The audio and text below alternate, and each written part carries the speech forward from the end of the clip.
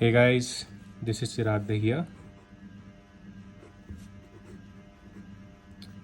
and I am just like you, a UPSC aspirant. And by the way, UPSC is not, it's not an exam. It's a constitutional body which conducts the exam for the post of IAS, and the exam is called Civil Services Exam.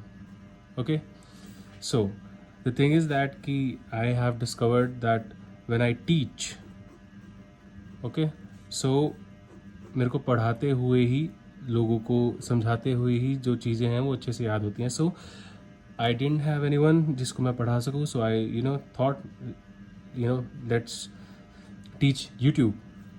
सो आज से मैं जो भी मेरे को आता है, जितना भी आता है, जो भी पढ़ते पढ़ते और आएगा, सब कुछ मैं पढ़ते पढ़ाते आप सबके साथ शेयर करूँगा और पढ़ाऊँगा. And I have been preparing for the exam since last 2 years, so I have somewhat knowledge of the exam. So we'll start with polity, all right, and we'll use Lakshmikant for it, right? The Bible for polity, Lakshmikant. Yeah, ये थोड़ी सी चुरचुर आ रही है, but do not mind it. आप पढ़ाई के ऊपर ध्यान दो. यहाँ पर हम पढ़ने के लिए बैठे हैं. थोड़ी सी डिस्टर्बेंसेस तो होंगी. And I'm very serious about preparing for this exam, and I'm very serious about teaching also. Not being a teacher by profession per se, but I want to revise everything, so I'm going to teach everything. So all those जिनको resources available नहीं है वो इन videos को देख सकते हैं. And let's start. Let's not waste any more time. उससे पहले मैं एक चीज़ और बताऊंगा कि अभी जब मैं पढ़ाऊँगा तो जो जो टॉपिक्स आते जाएंगे आई विल एक्सप्लेन देम, जैसे मैं यहाँ पर लिख लिख के बता रहा हूँ. एंड मेरे ख्याल से उसमें कोई प्रॉब्लम नहीं होनी चाहिए. हमारा जो सोर्स रहेगा वो लक्ष्मीकांत रहेगा, द बुक लक्ष्मीकांत. एंड उसके अलावा the bare act, alright, 2022 edition है. तो it's the whole constitution is written in this. इसके अलावा कुछ ये बुक है इम्पॉर्टेंट जजमेंट्स की. तो judgements we must know, we should know these. So जब जहाँ जिस जजमेंट की ज़रूरत पड़ेगी हम उसको पढ़ेंगे और समझेंगे. And let's start. अभी हम स्टार्ट करेंगे पार्लियामेंट से. So let's start. ठीक है. तो we are gonna start by कि यहाँ पर देखो बोल रखा है कि system of government. So basically जो कंट्रीज होती हैं उनके अंदर गवर्नमेंट होती है, तो जो गवर्नमेंट होती है वो एक पर्टिकुलर सिस्टम के बेसिस पे चलेगी.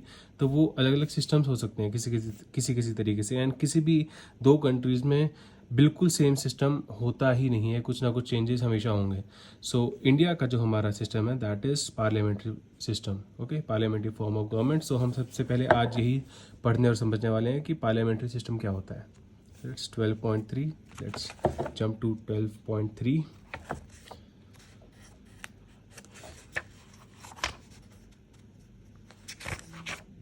Right. So मैं इस बुक को वर्ड बाय वर्ड पढ़ने वाला हूँ. ठीक है. और जो जो चीज़ें समझाने की जहाँ पर होगी मैं उसको समझाऊंगा. Okay, let's start. So the constitution of India provides for a parliamentary form of government. तो जो बात बेसिकली क्या है कि जो हमारा पार्लियामेंट्री फॉर्म ऑफ गवर्नमेंट है, ठीक है, वो कॉन्स्टिट्यूशन ऑफ इंडिया में प्रोवाइड किया जा रहा है. वो कॉन्स्टिट्यूशन ऑफ इंडिया में लिखा हुआ है कि हमारा जो सिस्टम ऑफ गवर्नमेंट होगा it has to be parliamentary form of government. Okay, both at the centre and in the states. So basically हमारे जो गवर्नमेंट है वो हमारे सेंटर पर भी होती है, एंड जिसको यूनियन भी कहा जाता है. और स्टेट्स तो हमें पता ही है कि बेसिकली हमारे पास अगर हम ये बोल सकते हैं कि हमारे यहाँ पर जो गवर्नमेंट है वो 2 टियर गवर्नमेंट है. एक तो होती है सेंटर, ठीक है, जो पैन इंडिया या पूरे इंडिया में अपना जो गवर्नेंस है वो करती है. और फिर हर एक जो स्टेट है हमारी, जैसे आई एम फ्रॉम हरियाणा, ठीक है, राजस्थान हो गई, ये जितनी भी स्टेट्स हैं आपको पता ही होगा, मणिपुर, मिजोरम, त्रिपुरा, बिहार, उत्तर प्रदेश, केरला, तमिलनाडु, ठीक है, इन सब की अपनी अपनी गवर्नमेंट होगी और वो भी हमारी पार्लियामेंट्री फॉर्म ऑफ गवर्नमेंट होगी. ठीक है. तो both at the center and the states. So Article 74 and 75 deal with the parliamentary system at the center, and Article 163 and 164 in the states. ठीक है, तो हम अब इन्होंने यहाँ पे आर्टिकल का नाम लिया है, ठीक है, तो हम उन आर्टिकल को भी देख लेते हैं हमारा बेयर एक्ट में से। तो आर्टिकल 74 ये, सो हियर इज आर्टिकल 74। सो इस आर्टिकल में क्या कहा है, there shall be a council of ministers. तो हमने देखा कि यहाँ पे काउंसिल ऑफ मिनिस्टर्स है विद द प्राइम मिनिस्टर, तो बोला कि council of minister with the prime minister at the head, ठीक है। इस काउंसिल ऑफ मिनिस्टर्स का जो हेड होगा that will be prime minister, to aid and advise the president who shall in the exercise of his functions, ठीक है, who as in president in the exercise of his function act in accordance with such advice, ठीक है। तो मतलब क्या कहने का मतलब है कि जो council of ministers with prime minister at its head will aid and advise the president, and जो प्रेजिडेंट है is bound by you know this in the exercise of his functions and is bound by the aid and advice of the Council of Ministers and the Prime Minister, provided that the President may require the Council of Ministers to reconsider such advice either generally or otherwise, and the President shall act in accordance with the advice tendered after such reconsideration. So यहाँ क्या बोल रखा है कि जो President हैं वो council of ministers headed by the prime minister को बोल सकते हैं कि प्लीज़ जो तुमने एड एंड एडवाइस किया है उसको तुम एक बार रिकन्सिडर करो, ठीक है। और उसके बाद अगर वो रिकन्सिडर करते हैं और नहीं भी करते और वो उस एड या एडवाइस को फिर से सबमिट करते हैं प्रेसिडेंट को, तो प्रेसिडेंट इज बाउंड, ठीक है, shall act in accordance with the advice tendered after such reconsideration, ठीक है। अब ये हो गया हमारा आर्टिकल 74 उसका क्लॉज 1, ठीक है। अब हम उसका क्लॉज 2 पढ़ेंगे। The question whether any and if so what advice was tendered by the ministers to the president shall not be inquired into any court. तो यहाँ पर सबसे पहले जो 74 आर्टिकल का फर्स्ट क्लॉज था उसके अंदर क्या बोला गया कि जो हमारे प्रेसिडेंट हैं उनको एड एंड एडवाइस करेंगे council of ministers and prime minister हैं, और वो जो एड एंड एडवाइस है वो बाउंड होगी, ठीक है, बाइंडिंग होगी। और इसका सेकंड क्लॉज है उसके अंदर क्या बोल रहे हैं कि ये जो एड एंड एडवाइस जो है जो टेंडर की गई है हमारे प्रेसिडेंट को, वो कोर्ट में इंक्वायर नहीं की जाएगी। सेकंड क्लॉज में बस इतनी सी बात की गई है, ठीक है। ये हो गया हमारा article 74। Let's go to article 75।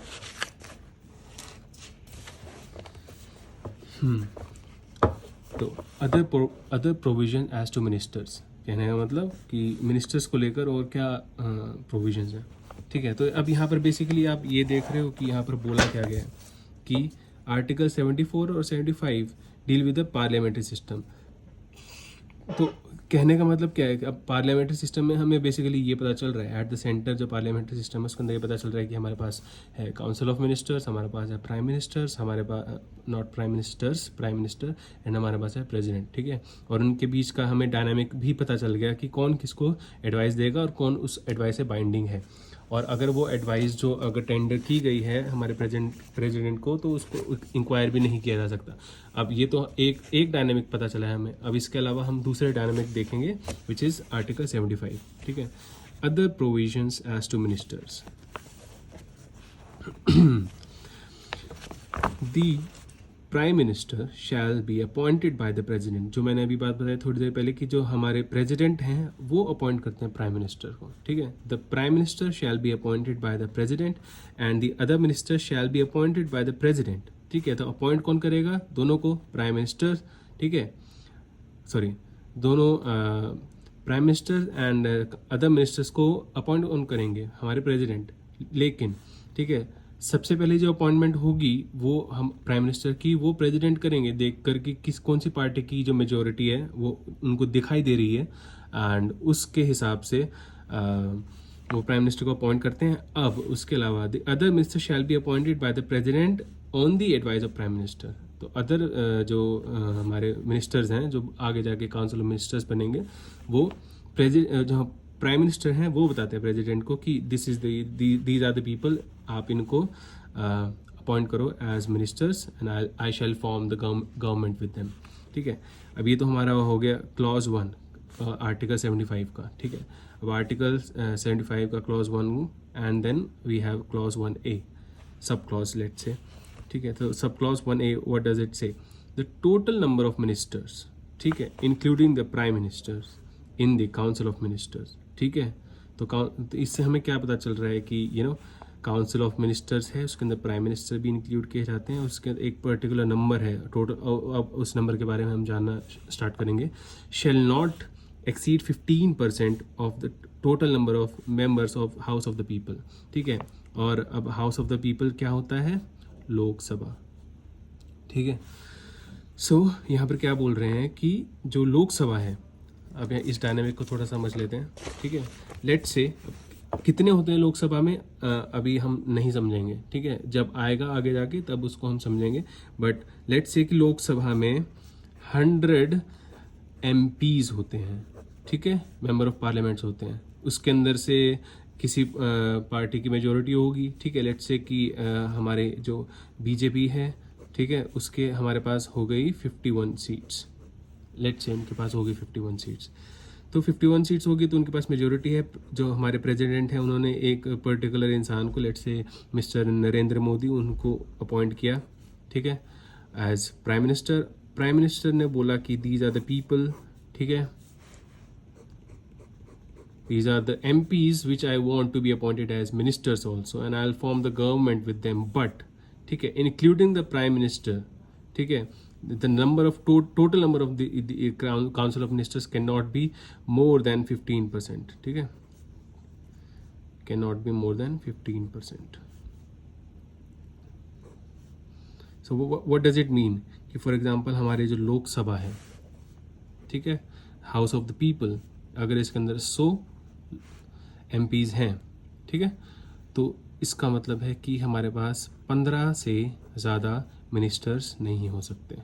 ठीक है, ये हैं MPs, ये हैं मिनिस्टर्स। ठीक है, ये चीज़ हमें पता चल गई कि प्राइम मिनिस्टर जो है हमारे वो कैसे अपॉइंट होते हैं। ठीक है, प्रेसिडेंट से। हमारे काउंसिल ऑफ मिनिस्टर कैसे अपॉइंट होते हैं, अब इनका नंबर क्या हो सकता है मैक्सिमम, इससे कम हो सकता है 14%, 13%, 10%, मतलब वो तो हमारी मर्जी है कि हमें कितनी मिनिस्ट्रीज़ बनानी है। ठीक है, तो पर वो 15% से ज़्यादा नहीं हो सकता। अ member of either house of parliament, अब आइदर हाउस का मतलब क्या है, एक तो हो गया हमारा house of people which is Lok Sabha, and the other house जो भी उसका नाम होगा आगे जाके आप देख लेना, विच इज़ राज्यसभा। ठीक है, a member of either house of parliament belonging to any political party. ठीक है, कि एक इंसान या एक मेंबर जो या तो लोकसभा का है या राज्यसभा का, belonging to any political party, who is disqualified for being a member of that house under paragraph 2 of the 10th schedule। अब schedule क्या होते हैं वो हम आगे जाके देखेंगे। ठीक है, बट आप ये मान लो इट्स एंटी डिफेक्शन लॉ होता है। ठीक है, एंड वो that law concerns there are 12 schedules and उसमें से 10th schedule जो है वो अपने आप को एंटी डिफेक्शन लॉ से कंसर्न करता है, डिफेक्शन लॉ से कंसर्न करता है। और वो डिफेक्शन क्या होता है कि पार्टी चेंज कर लेते हैं जो हमारे MPs होते हैं, so that is not allowed in Indian governance. तो उसको रोकने के लिए हमारा 10th शेड्यूल है, और इस 10th शेड्यूल के अंतर्गत अगर कोई भी जो मेंबर ऑफ पार्लियामेंट है, ठीक है, belonging to any house, Lok Sabha और राज्यसभा, वो अगर डिस्क्वालीफाई हो जाता है, ठीक है, shall also be disqualified to be appointed as a minister under clause 1। ठीक है, तो अगर वो MP नहीं है, वो डिस्क्वालीफाई हो चुके हैं because of 10th schedule under the paragraph 2 of the 10th schedule, तो वो मिनिस्टर भी नहीं रहेंगे। ठीक है, for duration of the period commencing from the date of his disqualification till the date on which the term of his office as such member would expire। ठीक है, मतलब कि जिस डेट से उनको डिस्क्वालिफिकेशन हुआ है और तब तक जब तक उनका जो टर्म था, फॉर एग्जांपल वो 5 साल के लिए MP बने थे लेकिन 2.5 साल तक वो MP रहे, उसके बाद वो डिस्क्वालीफाई हो गए because of the reason in 10th schedule, और उसके बाद अब उनके 2.5 साल बचे थे, तो अब 2.5 साल के अंत तक अब वो डिस्क्वालीफाइड रहेंगे। ठीक है, वो ना मिनिस्टर बन सकते ना MP बन सकते। ठीक है, as such member would expire और where he contests any election to either House of Parliament before the expiry of such period till the date on which he is declared elected, whichever is earlier. तो अगर वो एक नई seat के लिए दोबारा elect हो जाते हैं, ठीक है, तो वो फिर क्या कहते हैं, तब तक वो डिस्क्वालीफाइड हैं, और जब वो इलेक्ट हो जाते हैं फिर वो डिस्क्वालीफाइड नहीं रहेंगे. तो 74 75 जो आर्टिकल हैं हमारे, उसके अंदर 74 आर्टिकल में हमने देख लिया कि क्या है. 75 आर्टिकल के क्लॉज 1 में भी देख लिया है, और सब क्लॉज 1A एंड 1B में भी हमने देख लिया कि क्या है. अब हम क्लॉज 2, 3, 4, 5 एंड 6 को देखते हैं. ठीक है. The minister shall hold office during the pleasure of the president. जो हमारे प्राइम मिनिस्टर हैं वो एडवाइस करते हैं, ठीक है, प्रेसिडेंट को मिनिस्टर्स को अपॉइंट करने के लिए. तो यहाँ पर भी प्राइम मिनिस्टर ही एडवाइस करेंगे प्रेसिडेंट को मिनिस्टर्स को उनकी पोजीशन से हटाने के लिए. ठीक है. ये हो गया हमारा clause 2. Now clause 3. The council of ministers shall be collectively responsible to the house of the people. And now this is very important. This is the bedrock of जो कहते हैं हमारा parliamentary form of government है, which is अगर नहीं सुना है तो आज सुन लो और आगे भी बहुत बार सुनते जाओगे. which is that the executive is answerable, or is executive is responsible to whom the legislature or legislative. Okay. कहने का मतलब क्या है कि तो अब इसके अंदर बेसिकली अगर हम 2 पेडेस्टल रख दें यहाँ पे, 1 मतलब यहाँ पे this is pedestal 1 and this is pedestal 2. So pedestal 2 पे आएगा हमारा एग्जीक्यूटिव और पेडेस्टल 1 पे आएगा हमारा लेजिस्लेचर. ठीक है.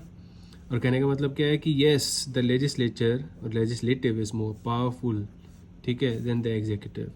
Executive is answerable to the legislature, यानी कि जो लॉ बनाता है, ठीक है, वो मोर पावरफुल है, more than the one who executes it in India. ये इंडिया की बात हो रही है. ठीक है. तो ये जो हमारा हम यहाँ पर ये बोल सकते हैं, तो आर्टिकल 75 है, उसका सब क्लॉज 3 है. ठीक है. उसके अंदर इसकी बात की गई है दैट एग्जीक्यूटिव, ठीक है, who is executive, the government. And who is the government, the council of ministers headed by the prime minister. ठीक है. तो the council of ministers shall be collectively responsible to the house of people. And what else does it mean? It means also that they sink, swim and sink together. चलो article 75 sub clause 4 की बात करते हैं. Before a minister enters upon his office, ठीक है, the president shall administer to him the oaths of the office and secrecy. So there are 2 oaths: oaths of the office and oath of secrecy, according to the forms set out for the purpose in 3rd schedule. ठीक है. तो 3rd schedule में कुछ form है, form मतलब जो हम form भरते हैं, ठीक है, एंड उस फॉर्म के अंदर एक ओथ लिखी हुई है, not just for ministers, for other people also. तो वो क्या है वो हम आगे जाके देखेंगे, बट अभी हम यहाँ पे इतना समझ रहे हैं कि अब तक हमने कौन कौन से स्केड्यूल्स देखे. हमने अभी तक देखा एक स्केड्यूल 10th, ठीक है, अभी हमने यहाँ पे 3rd schedule भी देख लिया. ऐसे ही हमारे पढ़ते पढ़ते और स्केड्यूल्स भी आ जाएंगे. तो 3rd schedule में क्या लिखा हुआ है, ओथ्स लिखे हुए हैं मिनिस्टर्स के लिए. इसी 3rd schedule, ठीक है.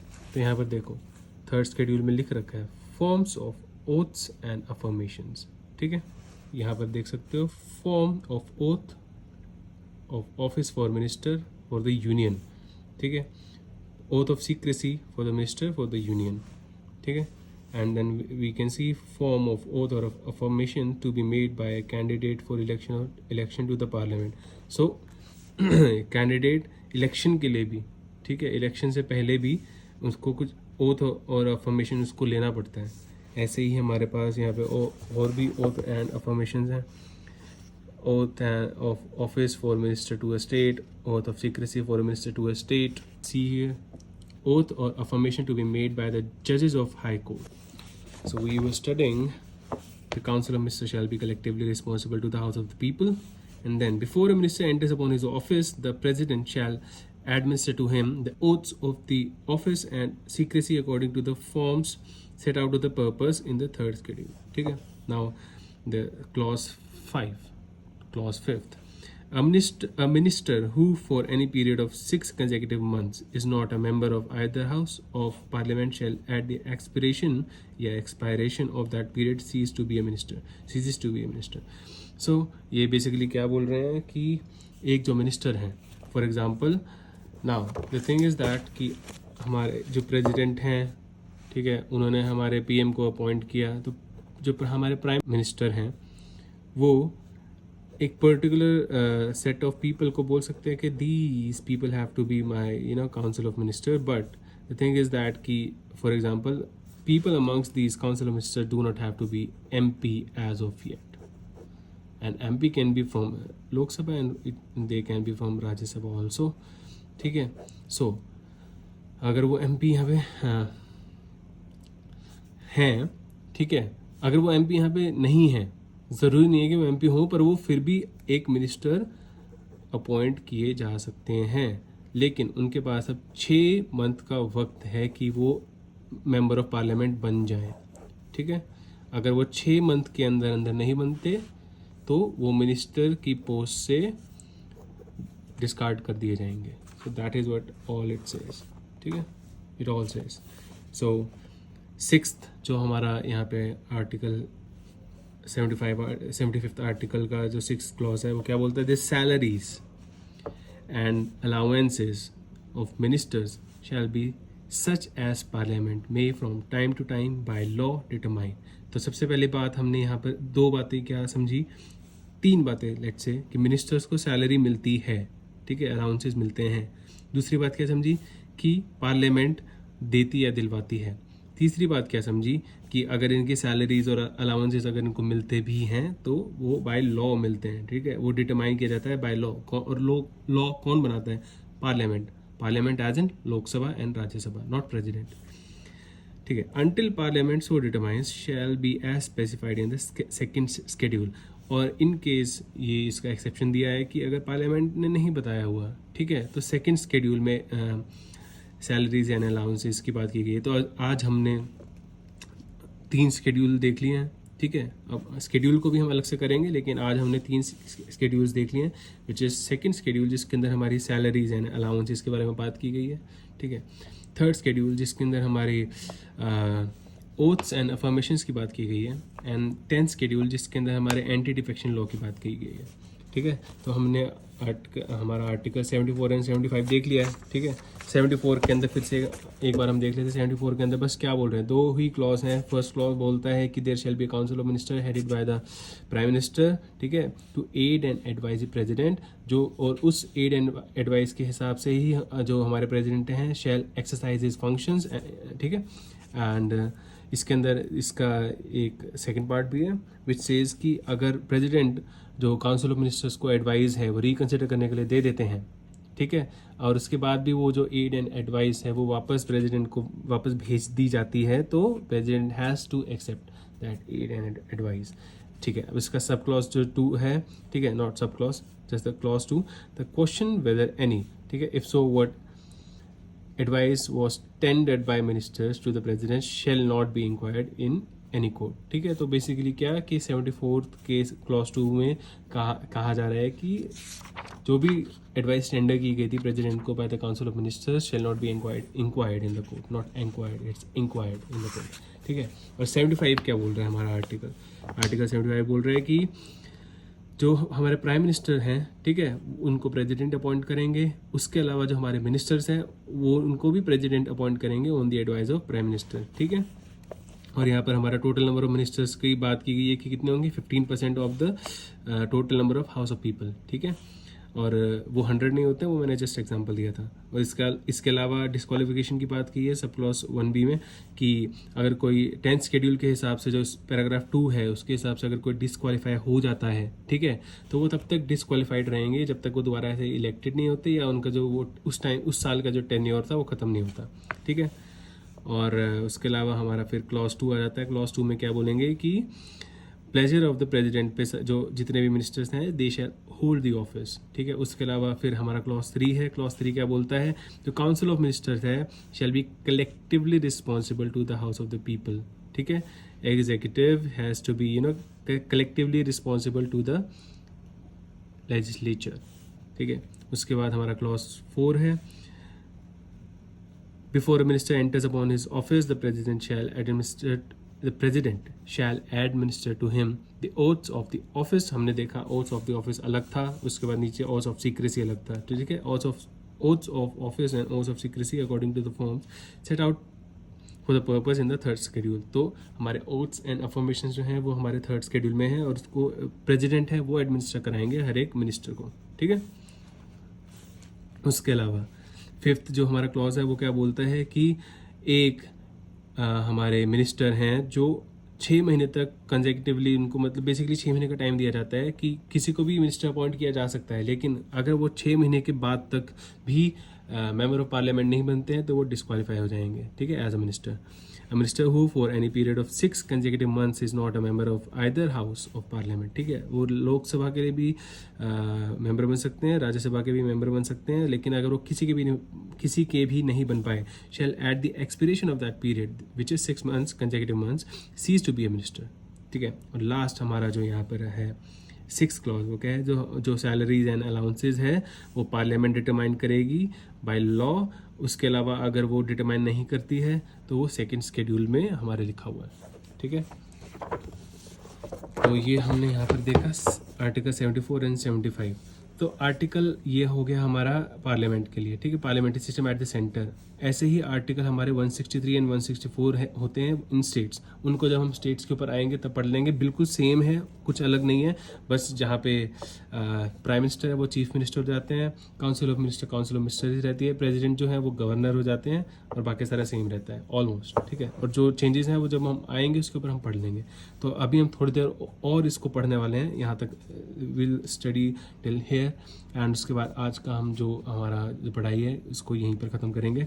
तो modern democratic governments are classified into parliamentary and presidential on the basis of nature of relations between the executive and the legislative organs of the government. तो यहाँ पर इसने बता दिया हमें कि भाई जितने भी हमारे डेमोक्रेटिक गवर्नमेंट्स हैं, ठीक है, वो या तो पार्लियामेंट्री होती हैं ये प्रेसिडेंशियल होती हैं। तो यहाँ पर सबसे पहले ये देख लो कि डेमोक्रेटिक जो गवर्नमेंट्स हैं, डेमोक्रेटिक मतलब जो वोट जीत कर जो गवर्नमेंट बनाई जाती है, जिसके लिए जो पब्लिक है हमारी, आम इंसान है, आम आदमी है, वो वोट करता है, गवर्नमेंट वो फॉर्म करता है, ठीक है, मतलब वो खुद नहीं करता, वो वोट देकर एक पर्टिकुलर इंसान को अपने लिए वोट करके जिताता है, और वो इंसान आगे जाके गवर्नमेंट बनाता है। तो वो किस तरीके की हो सकती है, पार्लियामेंट्री और प्रेसिडेंशियल, ठीक है। अब उनके अंदर डिफरेंस कहाँ से आता है, वो डिफरेंस यहाँ से आता है कि जो एग्जीक्यूटिव है और जो लेजिस्लेटिव ऑर्गन्स है, एग्जीक्यूटिव कौन हो गए हमारे, प्रेसिडेंट हो गए, मिनिस्टर्स हो गए, प्राइम मिनिस्टर्स हो गए, और लेजिस्लेटिव कौन हो गए हमारे eight the centre, MPs, member of parliaments, ठीक है। और लेजिस्लेटिव ऑर्गन्स बेसिकली कौन होते हैं, जो लॉ बनाते हैं, और एग्जीक्यूटिव कौन होते हैं, जो उनको एग्जीक्यूट करते हैं। तो लेजिस्लेटिव ऑर्गन्स जो हैं, ठीक है, गवर्नमेंट के स्टेट लेवल पे जो हो गए हमारे एमएलएस, यानी मेंबर ऑफ लेजिस्लेटिव असेंबलीज, ठीक है। तो उनके बीच का जो रिलेशन है, अभी हमने एक रिलेशन की बात की, that executive responsible to the legislative या लेजिस्लेचर, ठीक है, वो हमारे पार्लियामेंट्री सिस्टम ऑफ गवर्नमेंट में होता है, ठीक है। The parliamentary system of the government is the one in which, अब यहाँ पर ये बता रहे हैं, the executive is responsible to the legislature for its policies and acts, ठीक है। तो एग्जीक्यूटिव की जो भी पॉलिसीज हैं या जो भी एक्ट्स होंगी, ठीक है, वो रिस्पॉन्सिबल है to the legislature. The presidential system of government, अब यहाँ पे पार्लियामेंट की हमने बात कर दी, पार्लियामेंट्री की, तो अब हम यहाँ पे प्रेसिडेंशियल की बात करेंगे। The presidential system of government on the other hand is the one in which the executive is not responsible to the legislature for its policies, ठीक है, एग्जीक्यूटिव इज नॉट रिस्पॉन्सिबल, ठीक है। तो इसके अंदर उल्टा ऐसे नहीं है कि that legislature is responsible to executive, यहाँ पर बस ये है कि एग्जीक्यूटिव इज नॉट रिस्पॉन्सिबल, ठीक है, for its policies and acts, and is constitutionally independent, so it's just independent. तो एग्जीक्यूटिव अपना अलग से काम करते हैं, लेजिस्लेचर अपना अलग से काम करते हैं। अब रिस्पॉन्सिबल की हम बात कर रहे हैं, तो रिस्पॉन्सिबिलिटी या रिस्पॉन्सिबल होना क्या है, आंसरेबल होना क्या है, दैट जो हम यहाँ पर हमारे राज्यसभा या लोकसभा टीवी पे देखते हैं कि वो आर्ग्यूमेंट कर रहे हैं एक दूसरे को, जो भी बोल रहे हैं, कविताएं बोल रहे हैं या क्रिटिसाइज कर रहे हैं, so that is being responsible, कि जो एमपीज़ हैं जो हमारे लोकसभा के और राज्यसभा के, ठीक है, वो जो हमारे मिनिस्टर्स हैं उनको क्वेश्चंस कर रहे हैं कि भाई तुमने अगर ये पॉलिसीज़ लाई हैं, ठीक है, या ये एक्ट जो लाया गया था या ये स्कीम जो लाई गई थी, इसके लिए तुमने अब तक क्या किया है, ठीक है, ये कितनी अब तक एग्जीक्यूट हो चुकी है, ठीक है, इसके अंदर कितना पैसा तुमने बोला था उसमें से कितना खर्च कर चुके हो, या अगर तुमने खर्च करने के लिए इतना पैसा मांगा था तो अब तुम अगर वो और मांग रहे तो अब और क्यों मांग रहे हो, ठीक है, अब तक जो खर्च किया वो कहाँ पर कितना कितना किया, इस तरीके के सवाल। तो वो इन लाइन रखता है मिनिस्टर्स को, यानी कि एग्जीक्यूटिव्स को। कौन रखता है इन लाइन? हमारा लेजिस्लेचर, ठीक है, एंड इज कॉन्स्टिट्यूशनली इंडिपेंडेंट। तो प्रेसिडेंशियल फॉर्म ऑफ गवर्नमेंट में इंडिपेंडेंस है, वो ऐसे क्वेश्चन नहीं कर सकते, ठीक है, independent of the legislature in respect of its term of office, ठीक है। The parliamentary government is also known as cabinet government और responsible government, ठीक है। ये हमने यहाँ पे दो नाम सीख लिए। क्या जो पार्लियामेंट्री गवर्नमेंट है तो उसको अलग से हम कैबिनेट गवर्नमेंट भी बोलते हैं और वेस्टमिंस्टर मॉडल भी बोलते हैं, Westminster model of the government, and it's prevalent in Britain. तो हमने बोला अभी, ठीक है, ब्रिटेन। और इसके अलावा और कौन कौन सी कंट्रीज है जहाँ पर हमारा पार्लियामेंट्री गवर्नमेंट है, पार्लियामेंट्री फॉर्म ऑफ गवर्नमेंट है? तो एक सबसे पहले तो हमारी होगी इंडिया, ठीक है, उसके बाद हमने देख लिया यहाँ पे ब्रिटेन, उसके अलावा है कौन? जापान, कनाडा, इंडिया तो हमने बोल दिया, अमंग अदर्स। तो हम यहाँ पे 3 एग्जांपल्स क्या याद कर सकते हैं कि हमारे पास कौन कौन है? ब्रिटेन, जापान, कनाडा, इंडिया, ये 4 हमें याद होने चाहिए, and as an example of parliamentary form of government.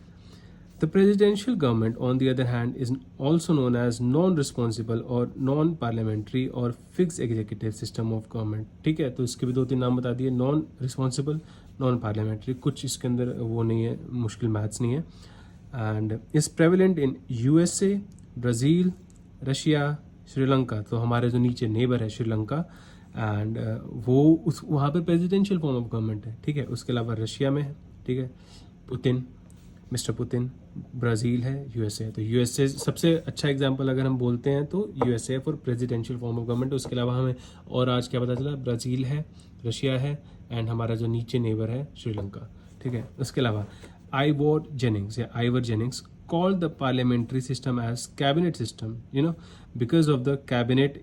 because the cabinet is the nucleus of power in parliamentary system. The parliamentary government is also known as responsible government, ये हमने ऊपर पढ़ लिया था, as the cabinet, the real executive, ठीक है, is, तो यहाँ पर real executive क्यों बोला गया है, ठीक है, ये हम आगे पढ़ेंगे, is accountable to the parliament and stays in office so long as it enjoys the latter's confidence, यानी कि जो हमारा लेजिस्लेचर है उसका जब तक कॉन्फिडेंस है हमारे एग्जीक्यूटिव में, ठीक है, लेजिस्लेचर का जब तक कॉन्फिडेंस है एग्जीक्यूटिव में, यानी कि एमपीज जो हैं उनका जो कॉन्फिडेंस है जब तक है किस में? मिनिस्टर्स में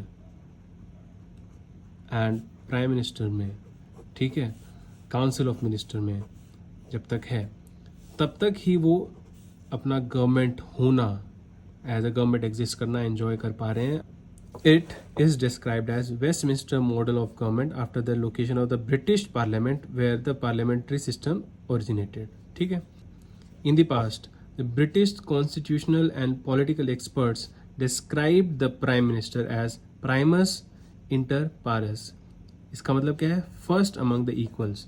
So basically, primus inter pares क्या है कि मिनिस्टर 1, मिनिस्टर 2, मिनिस्टर 3 एंड हमारे हो गए prime minister, they all are equal, okay, सब इक्वल है, लेकिन still the prime minister is the first among the equals, ठीक है, the first among the equals, यानी कि Primus inter Paras.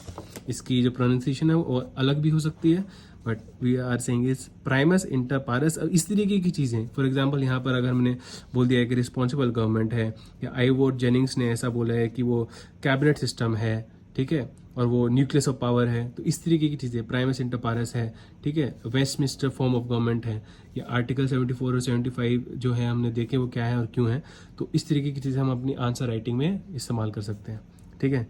First among equals in relation to the cabinet, ठीक है। In the recent period the Prime Minister's power, influence and position have increased significantly vis-a-vis the cabinet. तो मतलब जो cabinet है उसके comparison में जो प्राइम मिनिस्टर है उनकी पावर जो है इन रिसेंट टाइम्स बढ़ चुकी है, not just power but influence and position also, ठीक है.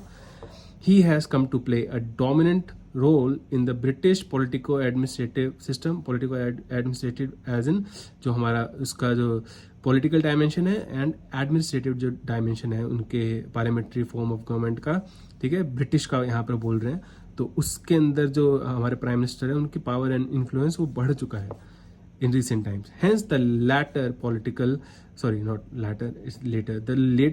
analysts, ठीक है, later political analysts like Crossman or Mackintosh and others have described the British system of government as prime ministerial government. So basically क्या कि जो prime minister है उनकी power जो है वो बहुत बढ़ चुकी है इन रिसेंट टाइम्स. तो हम इसके अलावा तो हम पार्लियामेंट्री फॉर्म ऑफ गवर्नमेंट को और क्या क्या बोलते हैं, कैबिनेट सिस्टम, ठीक है, और उसको रिस्पॉन्सिबल गवर्नमेंट बोलते हैं. उसके अलावा हम उसको प्राइम मिनिस्टेरियल गवर्नमेंट भी बोल सकते हैं क्योंकि प्राइम मिनिस्टर वहाँ पे फर्स्ट अमंग द इक्वल्स हैं या बहुत पावरफुल हैं, ठीक है. He drives the parliament, he drives the government. The same description holds good in the Indian context too. तो इंडिया में भी हम ये जान सकते हैं और समझ सकते हैं. ऑब्वियसली कुछ पॉलिटिशियंस के अलावा, फॉर एग्जांपल हमारे मिस्टर अमित शाह हो गए या आदित्यनाथ हो गए, उनके अलावा मेरे को तो एटलीस्ट दूसरे पॉलिटिशियंस का नाम नहीं मालूम है, लेकिन मिस्टर नरेंद्र मोदी का नाम हम सबको मालूम है because he is very powerful because of his post which is he is a prime minister. So that's it for today. आज हम इतना ही रखते हैं. हमने सिर्फ इतना नहीं पढ़ा है, हमने आर्टिकल 74 और 75 भी पढ़ा और समझा है. तो इसको देखना. ये मेरा फर्स्ट वीडियो है तो इसको मेरे को एज सच एक्सपीरियंस नहीं है ना पढ़ाने का ना इस तरीके की वीडियोस बनाने का. होपफुली आगे की जो वीडियोस होंगी उसके अंदर थोड़ा सा और स्ट्रीमलाइंड और अच्छे से मैं पढ़ाऊँगा. एंड अगर वीडियो अच्छी लगी हो तो इसको अपने फेलो यूपीएससी एस्पिरेंट्स के साथ शेयर करना. And that's it for today. Thank you and all the best. Keep studying. Bye bye.